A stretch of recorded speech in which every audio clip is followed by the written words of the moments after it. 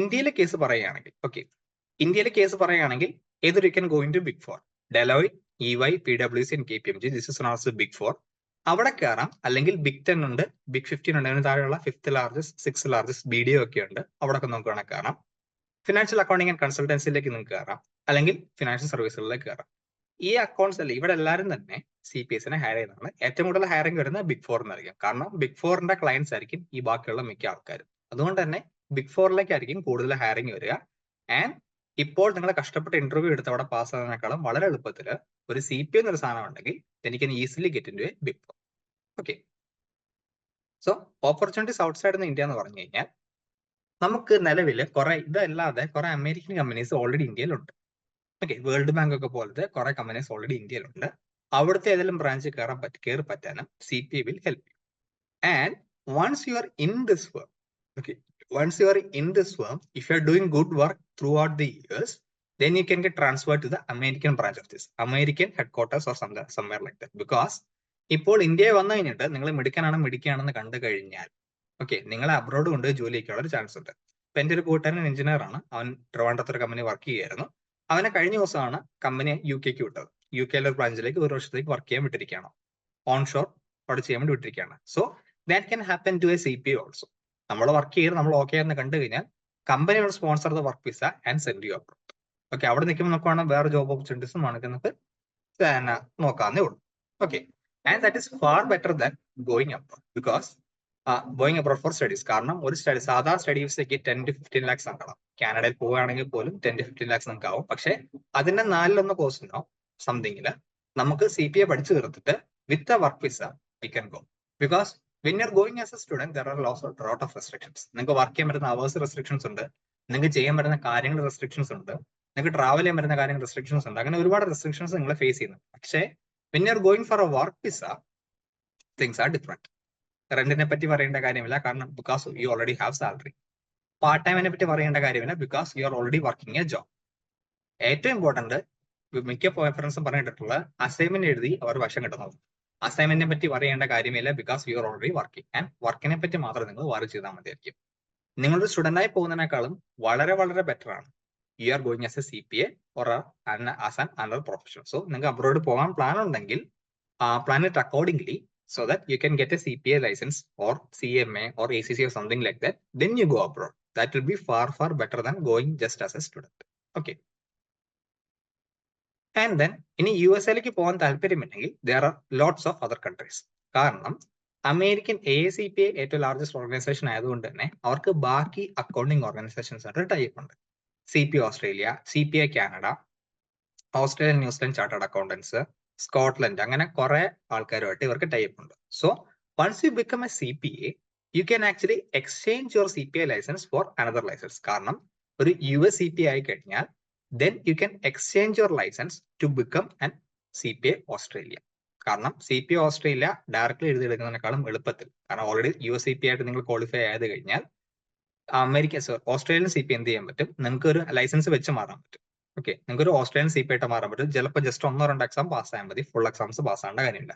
അതുപോലെ തന്നെ അയർലൻഡിന്റെ കേസിലൊക്കെ പോവുകയാണെങ്കിൽ അയർലൻഡിലേക്ക് പോകാനും എന്ത് സംഭവിക്കും, നമുക്ക് US CPA ലൈസൻസ് വെച്ച് മാറി അയർലൻഡ് CPA ആയിട്ട് ഡയറക്ട്ലി അയർലൻഡിന് മൈഗ്രേറ്റ് ചെയ്യാനുള്ള ഒരു ഓപ്പർച്യൂണിറ്റി ഉണ്ട്. ഓക്കെ, CPA ആയതുകൊണ്ട് മൈഗ്രേഷൻ പോയിന്റ്സ് കിട്ടത്തില്ല, പക്ഷേ CPA ആയാൽ ഒരു പ്രൊഫഷണൽ ആയിട്ട് നിങ്ങൾക്ക് മൈഗ്രേറ്റ് ചെയ്യാൻ പറ്റും. That's the important.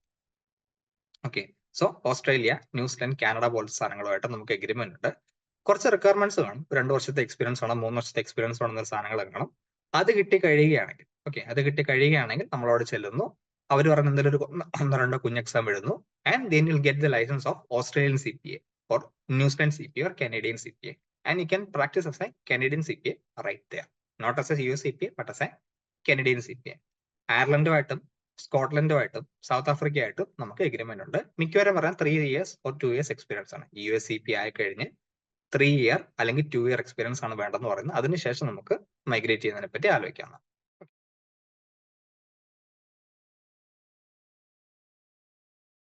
So, and moving on to why you can be here at PrepQ.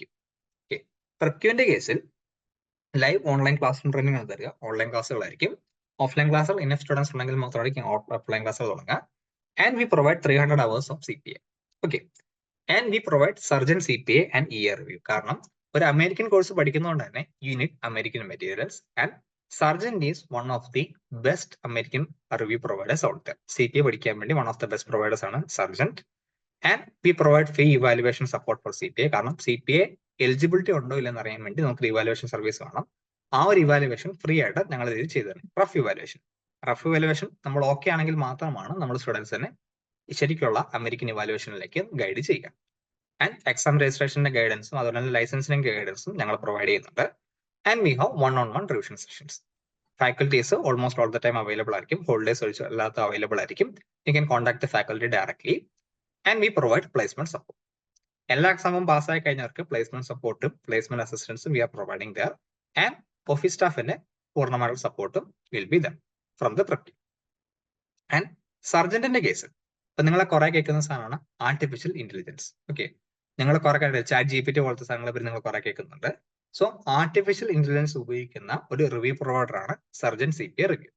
നിങ്ങൾ സർജൻ CPA റിവ്യൂ എടുത്തു കഴിഞ്ഞാൽ എന്താണ് കിട്ടുക? അതിന്റെ കൂടെ തന്നെ നിങ്ങൾക്ക് കിട്ടുന്ന വെച്ചാൽ ആരും നിങ്ങളെ കൊണ്ടൊരു 150 ക്വസ്റ്റ്യൻസ് ഈ ആപ്പ് ചെയ്യിക്കും. ഒരു വെബ് പോർട്ടലാണ് ചെയ്യിച്ചു കഴിഞ്ഞാൽ നിങ്ങളുടെ ലെവൽ അസസ് ചെയ്തിട്ട് അതിനനുസരിച്ചുള്ള സ്റ്റഡി പ്ലാൻ ഇവർ തന്നെ ഉണ്ടാക്കി തരും. Okay, and they will make you do the MCQs. They will make you do the task-based simulations, and with each correct simulation, your score will improve. So നമുക്ക് ready score എന്ന സാധനമുണ്ട്. നമ്മൾ correct ആയിട്ട് ചെയ്യും തോറും ready score improve ആയിക്കൊണ്ടിരിക്കും.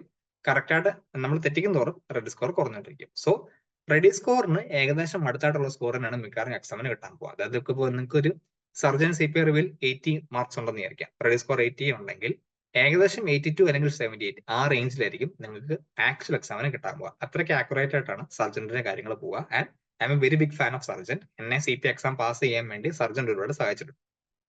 Okay, and ഏകദേശം 92% pass rate ഉണ്ട്. And it boost 50% study time. കാരണം സർജന്റിന്റെ വീഡിയോസ് എല്ലാം തന്നെ ഇപ്പൊ ഞങ്ങളുടെ ലൈവ് ക്ലാസിന്റെ കൂടാതെ സർജന്റിനകത്തും എക്സ്പ്ലനേറ്ററി വീഡിയോസ് ഉണ്ട്. It is everything is short and to the point. Okay, നമുക്ക് PDF ആയിട്ടുള്ള ടെക്സ്റ്റും കിട്ടും, അതേപോലെ തന്നെ ആക്ച്വൽ ടെക്സ്റ്റ് ബുക്കും കിട്ടും. ആ ടെക്സ്റ്റ് ബുക്കിന്റെ ഒരു ക്രിസ്പ് വേർഷൻ ആണ് അവർ വീഡിയോയിലൂടെ തരിക.